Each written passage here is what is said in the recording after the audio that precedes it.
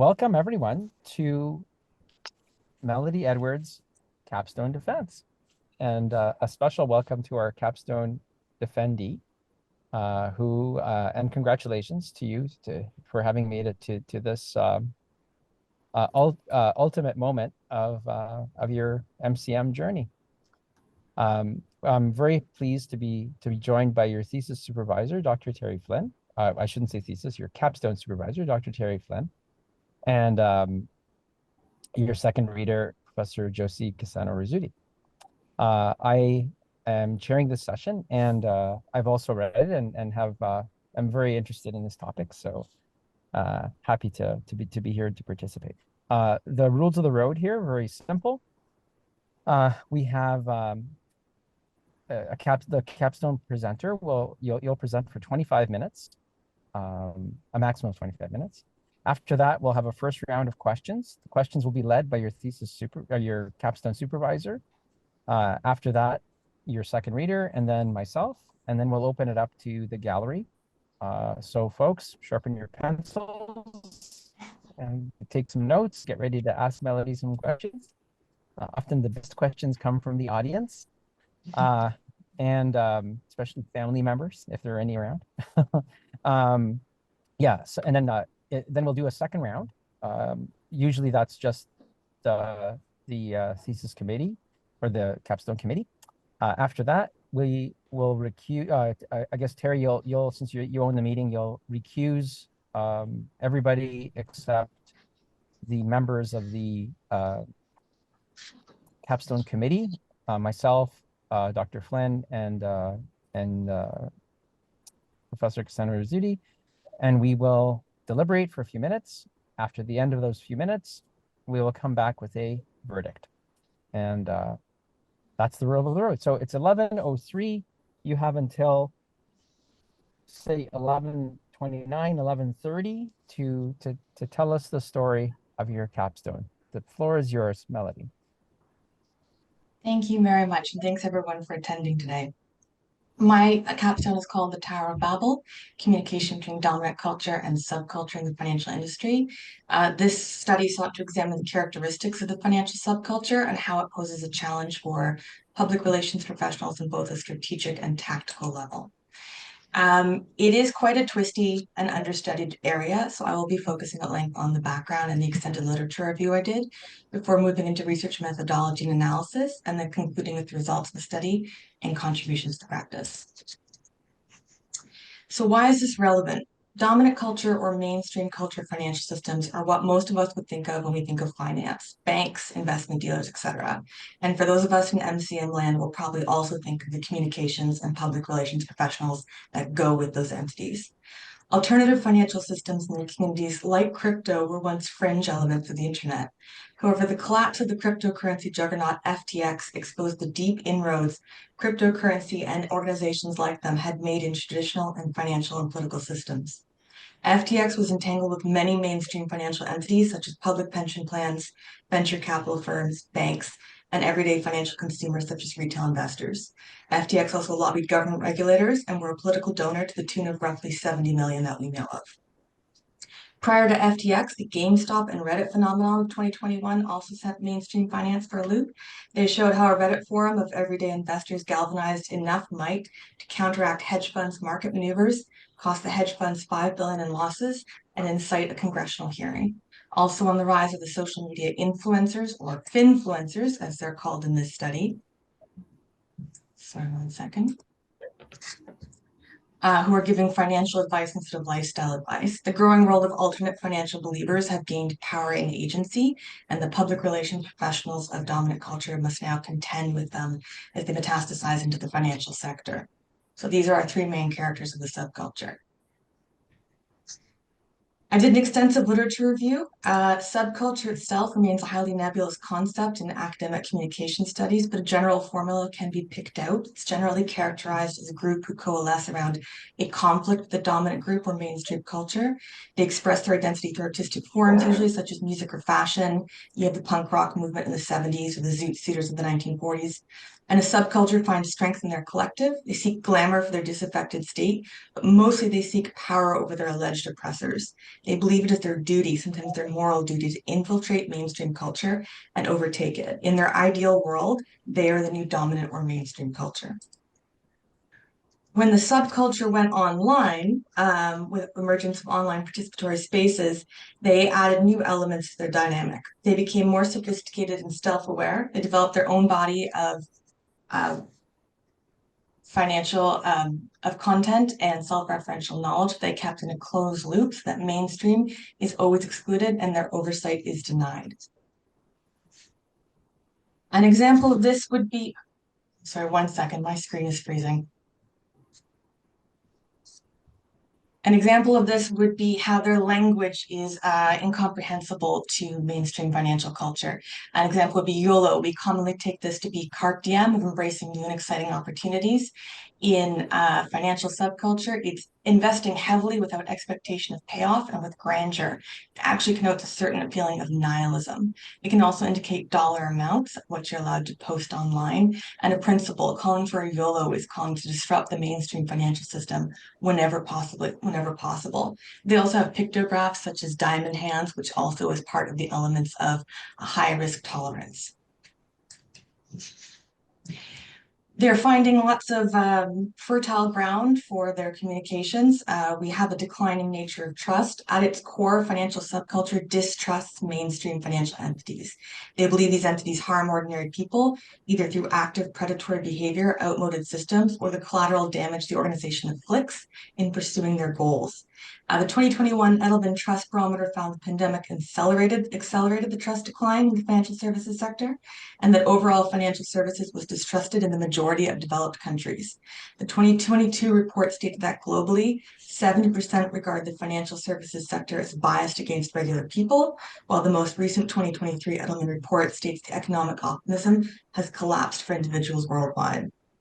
Ernst & Young did a similar report documenting a concern as consumers are shifting their allegiance from traditional financial entities like banks into financial fintech firms, and they're losing capital. This temporal distrust aligns perfectly with the underlying philosophy of the subculture. They tout crypto and their tech as trustless, which is another one of their play on words, in that don't trust humans, trust the impartial digital codes. Making it infinitely more trustworthy than the traditional financial systems. So that's the subculture and their philosophy and their paradigm. How then can we fit this in a communication framework that exists? I believe we've covered the imperative of communicating with the subculture, but there's lots of obstacles to typifying this group and placing them within the framework. Normative public relations calls for two-way symmetrical communication with publics, and Grunig defines this as occurring when a dialogue brings about symbiotic change in the behaviors of both organizations and publics. By accepting the premise that the financial subculture is typified by a counterculture movement and their identity is consciously and proactively guarded against from being influenced, it's unlikely a subculture will participate in honest two-way communications and allow themselves to be changed by it. Rubin and Stokes, in contrast, study the public relations battles between tobacco companies such as Philip Morris and the control activists such as GASP to oppose them, and they theorize that modern public activism requires moving beyond Grunig's normative theoretical models, as publics such as these remain outside the zone of compromise. The subculture I'm looking at is not an activist, but there is a fair amount of overlap in some of their behaviors. Hallahan, as part of his proposal for an issues activation and response system in order to fill gaps in Grunig's framework, highlights that organizations and activists may not wish to engage in compromise and negotiation, and they may shun reaching resolution because it invites outside interference, such as financial regulation. Murphy proposed a framework of game theory, where Grunig model exists, but on the far side of a continuum that ranges from pure cooperation to pure conflict, and moves are calculated by both sides based on the opponent's position and values in a sort of perpetual tug of war. Murphy analyzed the conflict between Greenpeace and DuPont and concluded that by remaining in a state of pure conflict rather than achieve an agreement, organizations can in fact achieve their objectives and be part of the communications framework. If there aren't exact frameworks, there are at least studies regarding the flow of comms between a dominant culture organization and subculture, rather than just the studies on the entropic dynamics of the subculture. However, they redefine subcultures as groups of marginalized people who form clusters around characteristics, sometimes inalienable ones of their identity, such as religion, ethnicity, or sexuality. In these studies, communications with subcultures is an ethical imperative, and they're focused on successfully arriving at their targets. For example, some of the studies we're looking at hospital communications with young, lower income men in certain neighborhoods who happen to be gay. There are also numerous studies regarding marketing communication strategies employed to turn subcultures into consumer groups. Many focus on marketing subcultures as defined again by identity characteristics, such as sexual orientation, while other studies do consider subcultures in the more subversive sense. In marketing literature, the counterculture subculture is often used synonymously with the term subculture of consumption, which focuses on individuals that cluster around a particular product or brand that represents their subcultural identity. So you're looking at skateboarders who prefer a particular helmet or a certain brand of jeans. This marketing approach targets subculture once again from a dominant culture paradigm and overlooks entirely the subculture paradigm. None of these studies engage with the aggressive anti-dominant culture agenda that you find with counterculture subculture groups. The financial subculture itself defies the taxonomy of these groups in either the academic fields of social science or comms. And this particular subculture, the financial subculture, is a blend of counterculture, activist public, and focused capitalistic force. It's global in reach, it's decentralized in structure, and it's created by the unique confluence of the proliferation of online participatory spaces and a growing distrust of the financial systems, which was set off in 2008 and accelerated by the pandemic. So let's get into the research part. So these are my research questions. To what extent do traditional financial organizations wish to communicate with the financial subculture? Do they consider them a stakeholder? How and to what extent do traditional financial organizations use financial subculture language in their comms? How do they use it in their social media? And how and to what extent are PR professionals in the financial industry challenged to conduct two-way symmetrical communication as public relations gold standard with the financial subculture? So I chose, this is an exploratory qualitative research study designed to probe the relationship between the two cultures. So a series of in-depth interviews were selected as the primary research model. Individuals were recruited based on the following requirements. They are public relations or comms professionals employed in the financial sector, either with an organization in the dominant culture or subculture, or a combination of the two. They had at least 10 years in the field, but were still involved in day-to-day workings of the department with firsthand knowledge of deployed comms to either culture. Efforts were also made to secure participants whose organizations occupied different functions within the financial sector, such as the bank versus pension plan. Recruitment of interview participants proved extremely challenging. It was a major stumbling block in this capstone study. Many dominant culture public relations professionals and subculture public relations professionals declined to participate or simply did not respond. In the immediate aftermath of the FTX collapse, many entities are simply riding out professional embarrassment in this field. For example, the Ontario Teachers Pension Plan lost $95 million in FTX, whereas a pension plan like CAS had already lost $150 million in Celsius crypto. Many subculture professionals have likewise circled the wagons, with several citing to the outright that their contracts forbid them from participating in this type of research. My own professional background is in the regulatory and legal space, which is publicly available on LinkedIn, and I have no doubt that this was a strong deterrent, as I work with many organizations that would censure activities in this area. However, participants were finally secured. I got 5. Qualitative analysis was used to study the data collected, identifying patterns, and using verbatims to support key strategic findings. For this reason, my literature review was extensive in order to create a comprehensive tapestry upon which the interview information could be tessellated to identify alignments and gaps. I also carried out a very small-scale content analysis to help verify certain responses from the participants when they were asked if their organizations used GIFs, emojis, or memes. Organizations equivalent in function and size to that of the interviewed participants' organizations were selected to create a more objective and quantifiable data set for comparison, and their posts on X during the 5-day work week and 1 weekend day through 3 consecutive months were collected and coded according to whether or not their content used GIFs, emojis, or memes. And for the most part, the information did check out. In addition to in-depth interviews and content analysis, I reviewed active communications in the field for literature review, such as reports, rule packets from regulators, speeches generated by dominant culture entities regarding the issue of subculture, as well as subculture forum posts, advertising, and auxiliary products such as Crypto Magazine and Bitcoin Magazine. And those two are fun reads. I would recommend that just for a peek into the subculture. So what were my results? Speaking with the participants, certain goals emerged for communicating with the subculture, and from their dominant culture paradigm perspective, they did align with the existing studies of communicating with the subculture. Regulator and pension both had an overarching theme of public service in that they felt there was an ethical duty to get their communications across. In addition to trying to protect their stakeholders, their considerations extended to the larger public of financial product consumers in general. The bankers' responses indicated that more self-interested marketing to consumer relationship or communicating with the subculture stemmed from a desire to advertise their products to the subculture or the subculture's growing audience, because first thing of subculture is if you're ripe for recruitment, they will waive some of those exclusionary rules to bring you into the fold. For this purpose, the bank often partnered with finfluencers who take the content they're given by the bank and communicate it to their followers in their own language. The blockchain similarly indicated a marketing consumer relationship. Their goal for communicating with the dominant culture was to explicate the value of the technology or assets of their subculture and expand their reach, supporters, and consumers. So again, infiltration of mainstream culture and recruitment. The consultants' strategic goal was often a collaboration with the leader inside the opposing culture to, again, leverage their ethos to reach a larger consumer base that might otherwise disregard their marketing communications. They were all quite obsessed with platforms. They spoke at length about the proliferation of them, concerns for selecting relevant platforms, changes to existing platforms, and political implications, such as Twitter becoming X, and the efforts and resources required for supporting them ongoing communications. Blockchain, interestingly, the subculture stated that their organization and their community members would definitely be on Reddit all the time with their community members, but when they crossed the divide to dominant culture, they would most likely use X or instant messaging programs. This indicates that there's a certain dominant culture sheen that's engulfed certain platforms like X, while others remain a safe space for exclusively subculture conversations.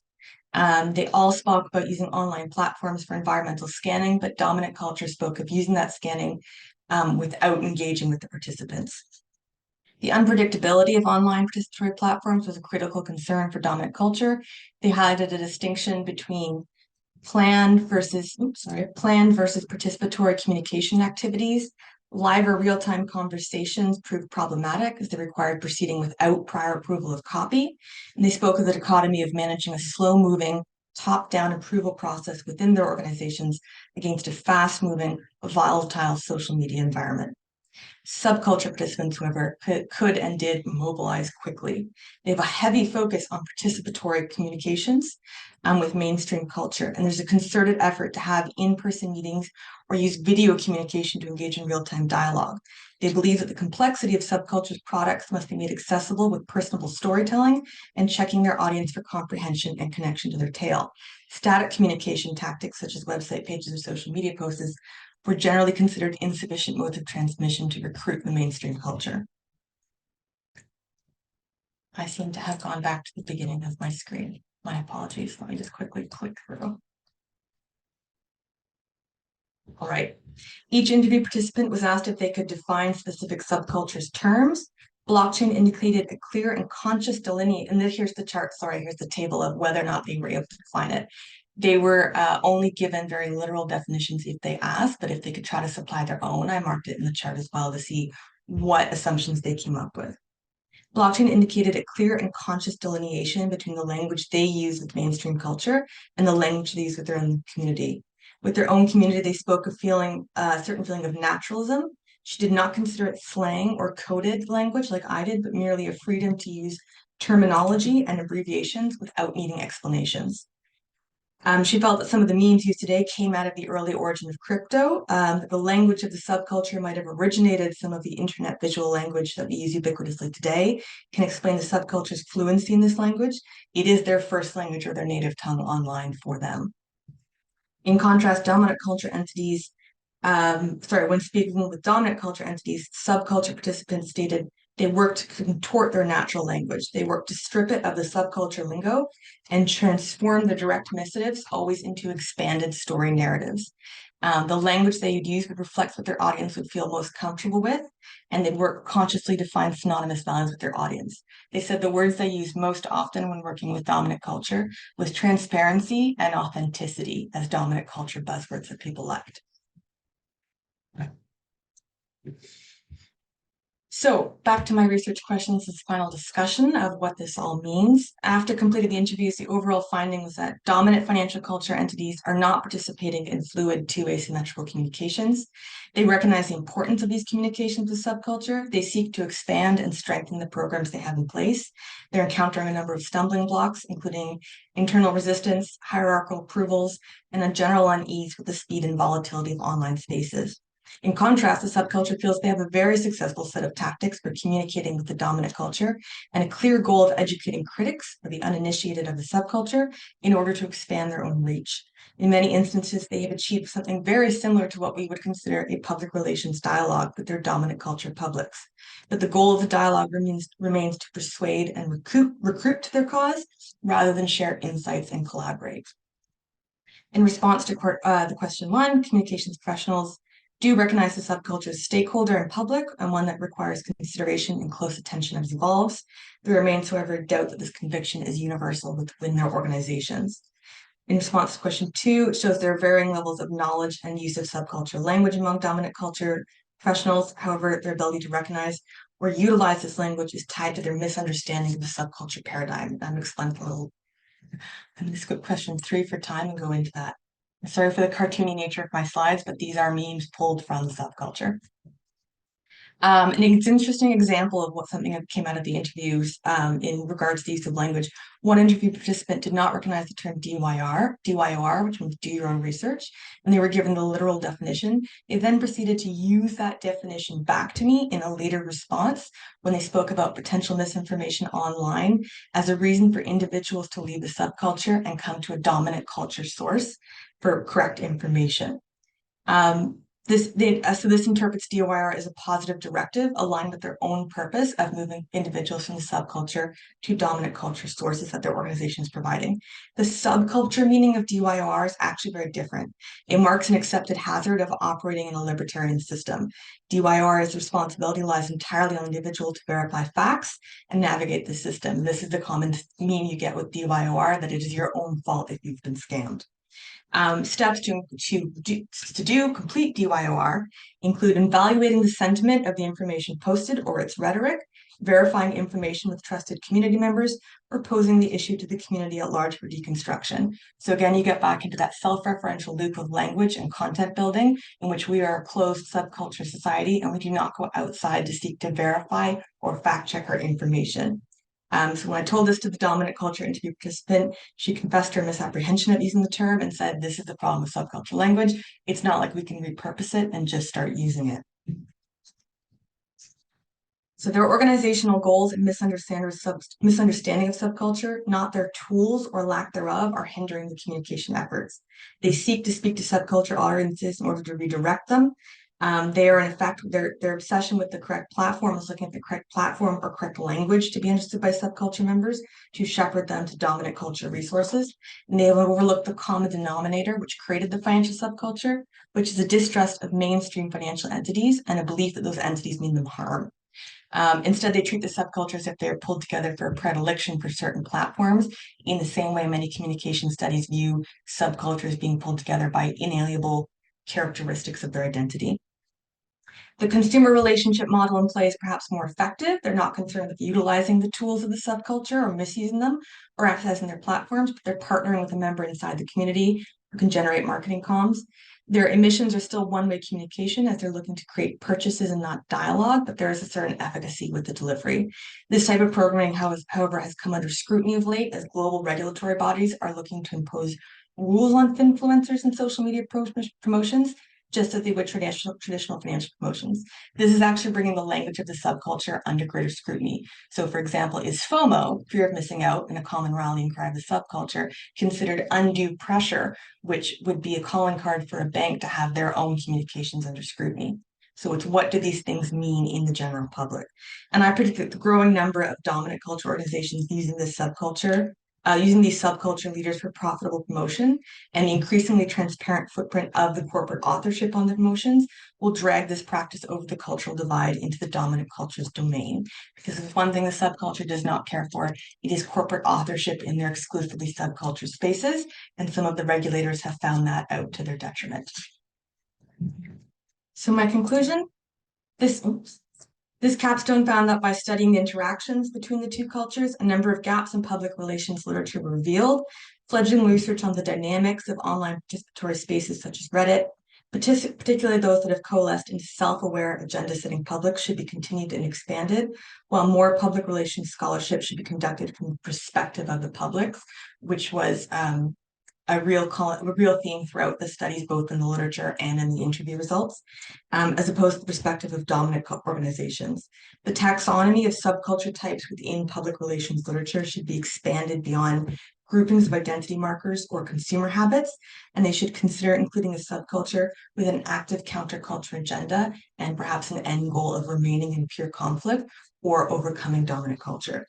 Communications framework should be expanded to further explore interacting with these publics and their pure conflict. There is little room in existing frameworks for publics that will act against their own economic interest, as these subcultures will, in order to create damage, and intentionally obscure their internal workings and comms.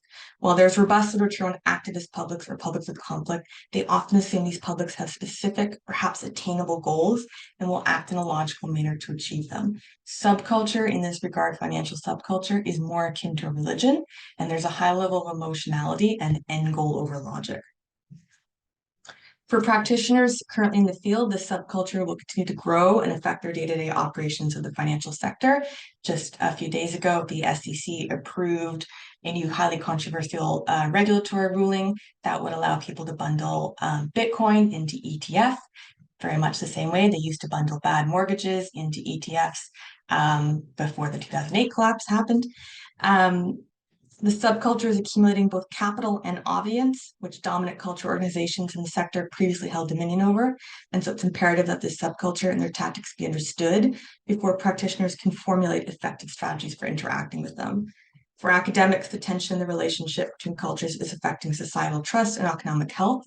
And the financial subculture resides in a gap in communications frameworks and taxonomy of publics. It would serve both academics and practitioners to scaffold together a new understanding to incorporate this group. And I think I'm out of time, so I'll hold my fun slide for another time. Maybe I can shove it in the questions section. I'm going to take an extra, actually, you still have 2 minutes. So I have 2 minutes? Oh, that's Yeah. brilliant. Okay.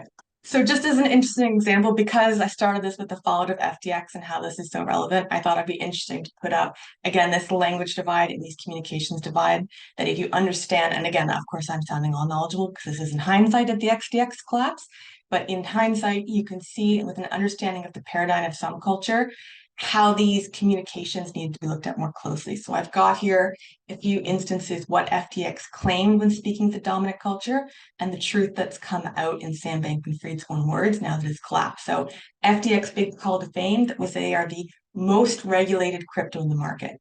Now you've worked in regulation, there isn't usually a most regulated, you're regulated or you're not, or you're in the process of being regulated. What he actually did was buy up smaller businesses that were already regulated and then use them for some of the trading, sort of like a 16-year-old asking a 21-year-old to buy their liquor for them and then say, well, that was completely legal liquor purchase, which is technically true. And now that it's all come apart, you can see he said, yeah, just PR, F regulators, they make everything worse. They don't protect consumers at all, which again is a subculture paradigm of that the authority figures are actually out to hurt us. So what you can see when he was saying we are most regulated, he was just using dominant culture language and he was using it ironically. They have something on the internet language called, I think I covered, called the language of lulz, which is that everything is very heavy with irony and critique. Another instance of them playing dominant culture games is that they were said to be a staunch Democratic supporter and publicly donated millions in support of the party. Subsequently said he supported almost equal amounts of the Republican Party. He just made those donations go dark, did them on the dark web or did them quietly so as to have positive media coverage because he considered the media journalists to be predominantly liberal, so or democratic. So you can see what they're doing here is that he doesn't really align with any of the dominant culture parties. He's really just looking to buy influence, and you can see again his nicely sweary response now that he's been found out. Same thing. He doesn't really believe in regulation. These were just speaking to dominant culture entities. So, with an understanding of the paradigm of subculture that they do not trust, they do not believe, and they consider you their enemy, you can further interrogate some of the marketing communications and the recruiting communications that they use with dominant culture. And now I think I'm out of time. Yes, actually, you're right out of time. Exactly. So very good. Thank you very much for that presentation. Very packed with information. And we will go to your, without further ado, to your supervisor for the first question. Dr. Flynn. Well, Melodie, congratulations. What a wild ride. Not just being in this field, and crypto, but even your journey as well. And I know, somewhere you wrote that, writing takes a lot of tea and biscuits. Was there any other consumption of other things while you were trying to land this capstone? No, but I tell you what, the algorithms on my computer are spitting up some pretty strange things after looking at this much, Reddit theory and crypto magazine online. And I really did enjoy it. I got some strange looks in Indigo, but I just went absolutely bonkers on this stuff. And it is incredible. It is beautifully written. There is a high level of logic and rhetoric in it. And then you see how they pull people in. Yeah. So, you started off saying that this was a twisty and understudied area of research. And obviously, with something, when you have a fundamental change in the sector that you were studying at that period of time, it doesn't help in terms of your linear progression through it. So, I want you to tell what advice would you give other capstoners, future capstoners, in terms of when they are looking at these twisty and understudied areas of research, to be able to not lose your stuff and continue to be focused on getting through this? What advice would you give them? Probably to make sure they have very clear parameters on what they're looking at, because I know I went over long in my literature review, and honestly, I could have given you another 40 pages. I was having a good time. But that wouldn't serve the capstone. Possibly to look at things that are in the past, so they are historically contained. Earlier in the program, I did a study on the collapse of the crypto Celsius, which had kind of come to a conclusion, which was easier to look at. The crypto and the subculture defies that a little bit. I did originally look at doing a more contained episode in the subculture, but the problem is most of the information is on the internet, and both sides of the cultural divide are interested in cleaning that information off the internet. So there was a lot to do with subculture, working in the financial sector when there was the Freedom Convoy and the Emergencies Act, and people's accounts were being frozen. The subculture was very active in that regard. But I have since seen a lot of those posts, a lot of those communications from the regulators from subculture cleaned out. So this particular topic sort of defies a contained time capsule, but that would be my recommendation for that. And also possibly to, when looking at your literature review, to follow the model of previously completed studies. So I did find a lot of studies on a particular community on Reddit that worked in finance, or this particular finfluencer. I really kind of set myself up for obstacles in that I was very, very focused on the relationship between the two entities, and that relationship in a lot of regards is private, and they're not letting me into it. So the subcultures that you discuss in this fintech subcultures, aren't that dissimilar from the subcultures that would have shown themselves in the 70s or 80s in the environmental sector, right? So you had, NGOs and certain advocacy or activist groups in the 80s and 90s, trying to oppose the culture of industrial, the industrial complex as well. So are they really different? Is this group any different than the kind of subcultures that have gone before them? I believe they are having different strongly kinds of different. technologies? Well, the technology's given them really the technology is neutral, but it's given them a new lease on life. When I looked at early communication studies on something like, for example, the punk rock of culture of the 70s in the UK. It's localized. It's in reaction to a particular condition of their environment. In that the north of England, there wasn't much work and the youth were rebelling. So it was contained. It had perhaps a more particular objective. But the real thing is because it's living among youth culture, many subcultures are youth culture. And youth culture grows up. They've got to go get jobs, they've got to go have families, and they do not have time to maintain their subculture norms. It's the same way, I think, with a lot of language that you find in subcultures, traditional subcultures, or even youth culture. I mean, the groovy of the 1960s was immortalized in songs, perhaps, and archived news reports, but eventually fell out of practice. Whereas the MSN generation that came up with the first acronyms of POS, parent over shoulder, and LOL for laugh out loud, that's been enshrined in tech and carried forward. And the same thing with this online subculture is they're decentralized. So they can't be in the same way regulation is a problem with them. They can't really be caught. They'll move from one country to the next country, to the next country. They're global. And because it's online and it can be done with their phone, they don't really have to tap out of that culture as they grow up. They've got people of all ages on those Reddits actively participating. The other thing is most subcultures, in my literature review, I did a section on how subcultures are eventually dissipated by being subsumed into mainstream culture. Usually that's through a financial element. So punk rock starts with music. The big record companies come and buy up those punk rock bands. The punk rock bands have sold out. Their artifacts of subculture have become the dominant culture's artifacts. And so everyone kind of defects from the subculture. With a financial subculture, their primary goal is also mass wealth accumulation. So if they have their own capital, they can't be bought out by subculture. You don't need to be bought out by a bank. Cryptocurrency has their own bank. They're setting up parallel systems, also taking on a very big goal. They're not looking after, punk rock might be looking after Damn the Man, but they're looking after an entire financial system and replacing it. They've been at this since the first cryptocurrency in 2009, which unsurprisingly cropped up right after the global recession. They're still at it. This is an unprecedented life for subculture, and they're only gaining steam, which is why I mentioned regulators just approved a new controversial regulatory set of rules to allow more cryptocurrency like Bitcoin to be folded into larger investment packages. I mean, they are successful. They are infiltrating mainstream. It's highly unlikely that all of us were going to be wearing, the Mohawk hairstyle of the punk rock, but it's not unlikely that many of us will purchase crypto. So the technology has given them scope and breadth, but the unique nature of financial subculture in that they accrue capital. Capital gives them power. They can buy regulatory influence, they can buy political influence, and they can go for any age. So it keeps them alive. Great. Thank you very much. Over to you, Josie. Okay, time for our second reader, Professor Cassandra Rizzuti.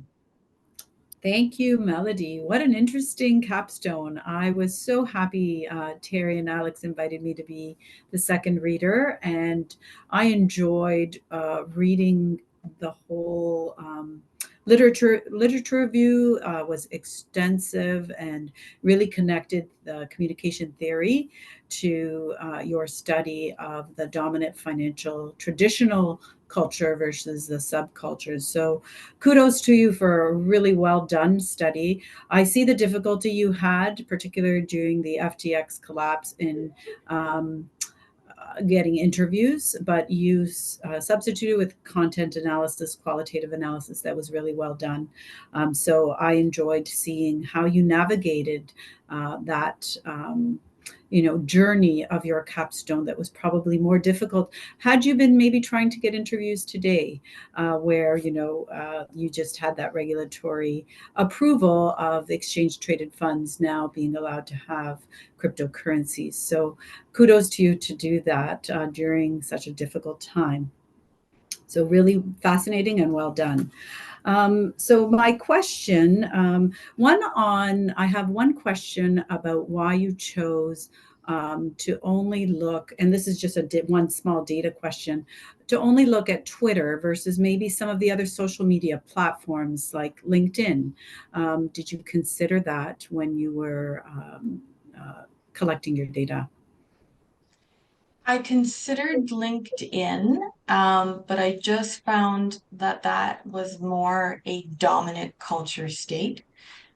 So a lot of the organizations, subculture organizations, do have presence on LinkedIn, but I found just when doing my cursory kind of sweep of things, they were very, very much focused on using the dominant culture language, and I wanted something that was a little more free. So Reddit is firmly in subculture territory, and that's a place dominant culture people fear to go, PR professionals.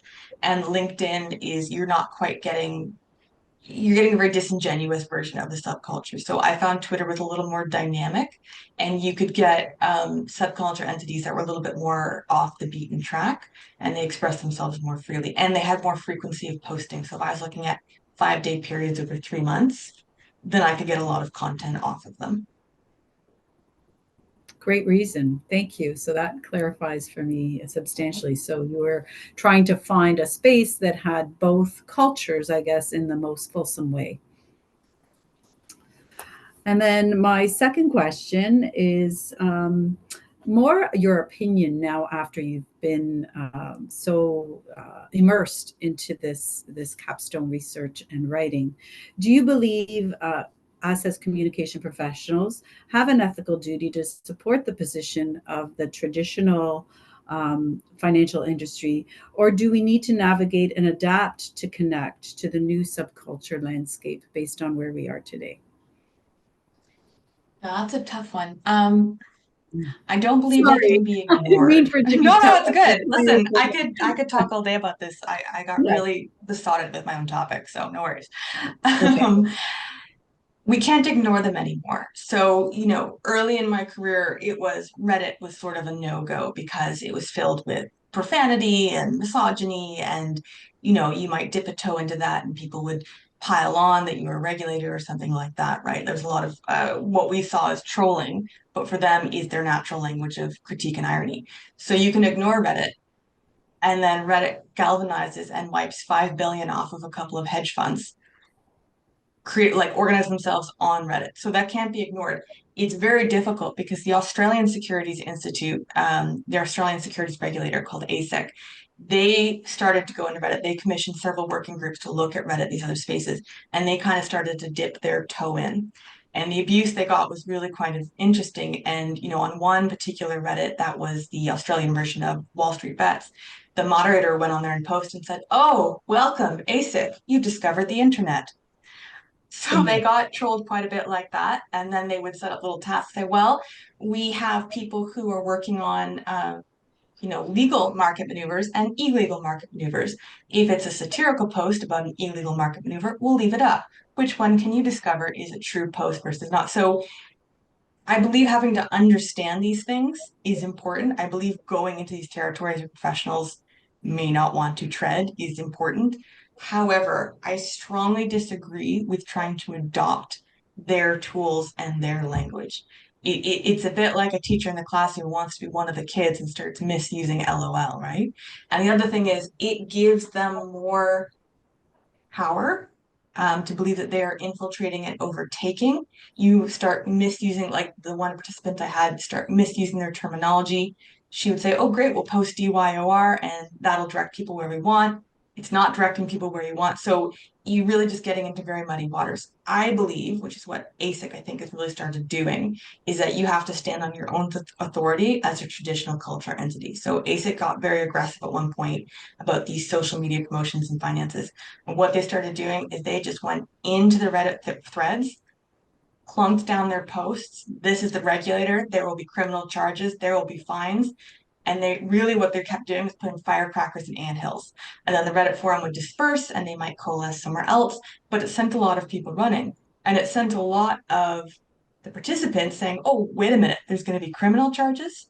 Because you have that sort of unreality sometimes when you spend too much time online, and understanding that the real financial sector has power over this space or will have power over this space is important. So I think it's necessary for communications professionals to get in there. I think it's necessary to understand their perspective, their paradigm, and their tools.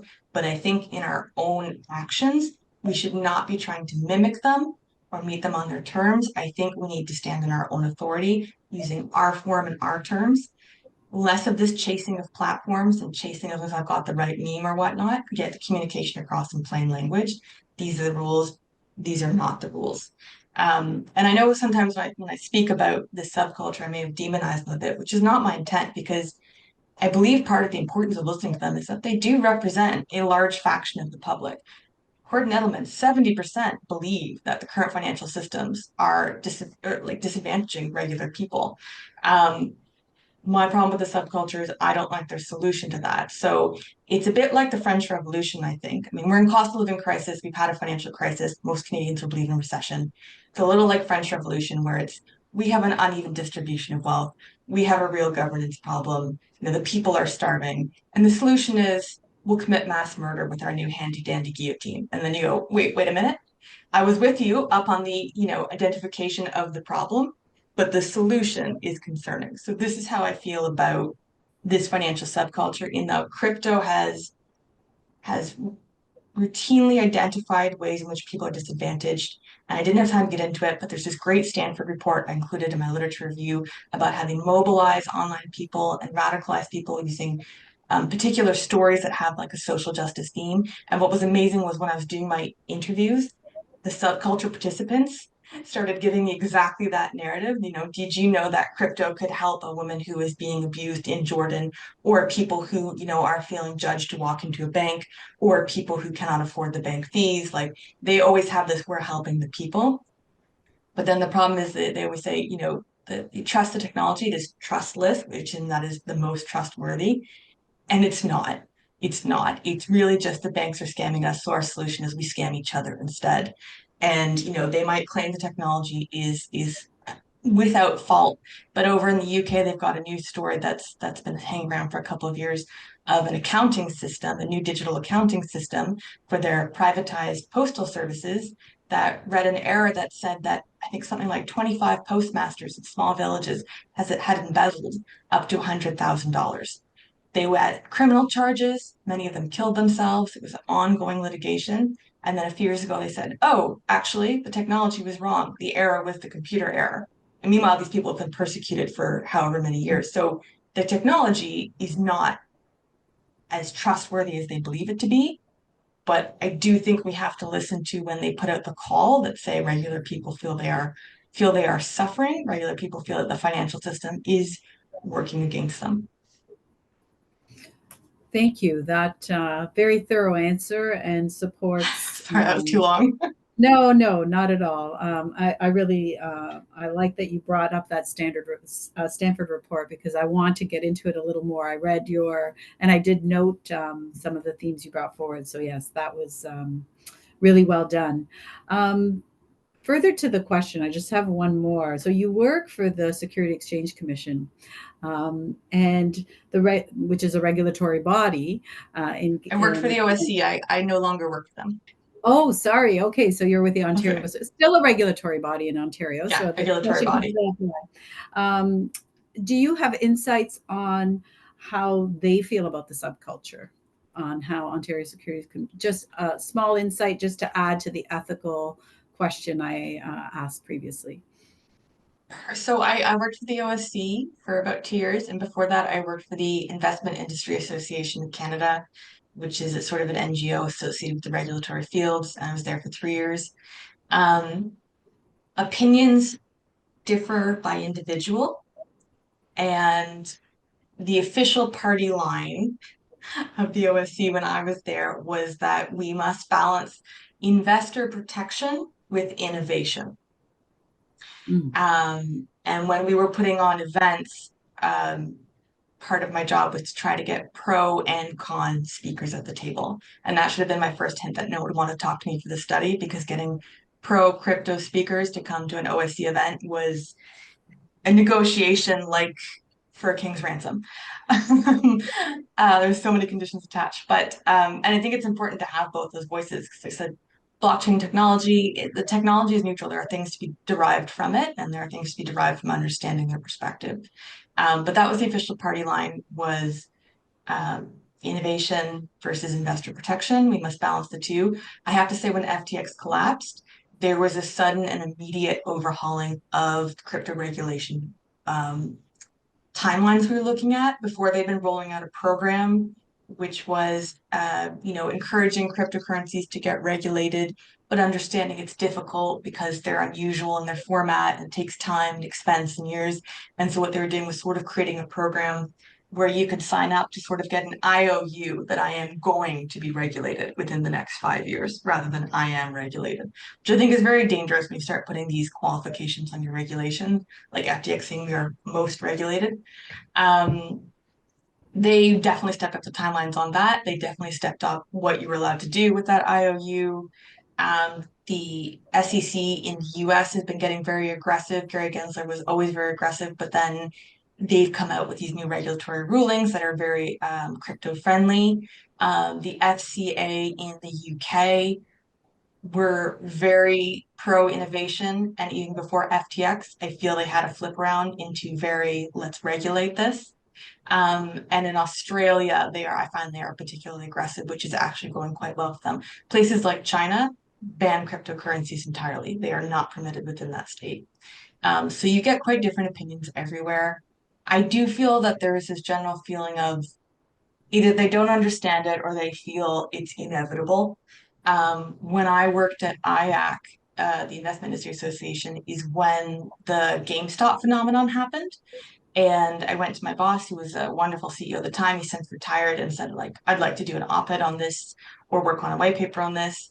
And he looked at my work and said, this is all great. This is all important. Don't ever let it see the light of day while you work here. In the most friendly way possible, because he said, this will wholly alarm our clients. It will upset them and it will alarm them. And then after that GameStop phenomenon had been kind of in the market for a couple of years, then it was, okay, no, we're going to look at a way. People have gotten used to the idea and they're not dismissive of it anymore. Now we can look at it closely. And that's something the subculture interview participants said. Like, it was originally, when they approached dominant culture participants, it was blockchain will go away, crypto will go away, we'll wait it out, we'll wait it out. And now they're getting traction because, okay, it's been around since 2009. It's only gaining traction. Like, this is not going away. Unfortunately, the size of the catastrophes, in my personal opinion, are also getting larger. So, Celsius was a big cryptocurrency that went down, I think, in early 2021, been chased out of 2 countries, came to Canada. It was unregulated. The CAS pension plan in Quebec sunk a lot of money into it. Full press release, chief technology officer out there with quotes about how wonderful this was. Less than 6 months, it completely collapsed. Bankruptcy, Ponzi scheme accusations, criminal charges filed, and CAS had to come out, and they had rather disastrous PR response. And at first they tried to say, well, I think it was 150 million. 150 million is a negligible amount for us. That did not go well when you're a public pension plan. And then the chief technology officer suddenly disappeared from the PR communications, and the CEO came out and said, we're going to be having a full review of our technology investments and our forays into this field. And you'd think, well, that's the klaxon call across the industry, public pension plans. They got such bad PR globally, Washington Post everywhere. Teachers' public pension plan, Ontario Teacher Public Pension, 95 million in FTX. So the lessons are not being learned. And I could go back farther, but the amounts and the sizes of the industries getting involved are particularly alarming, because it's becoming more commonplace, the interference of this subculture, but they are not more regulated. They are, in fact, dragging us over the cultural divide from our dominant culture systems of regulation and accountability into this Wild West culture of we trust the technology and every man for himself. Which is why I say French Revolution. And eventually they'll behead their own leaders, because that's what happens in revolutions. We use that Indeed. term. Yes, thank you. Excellent. Thank you. Sorry, Alex, Melodie, I plan to invite you to the finance class if you're willing to share some of your studies. So I will end on that note, and you will I'd be delighted to come. Thank you. And that's it for me. Over to Alex. Great, thank you. Yeah, we're running a little late, so we have to, unfortunately, we don't have time to go to the gallery or for me to ask a question, but that's okay. The gallery have lots of time to ask you questions while we are consulting about your result. And I have lots of time to ask you questions whenever I like. I can send you an email. So Terry will put everybody Room is into, up. Yeah, I'm yeah. going to open up the room right now. Yeah. Okay. See you in a bit.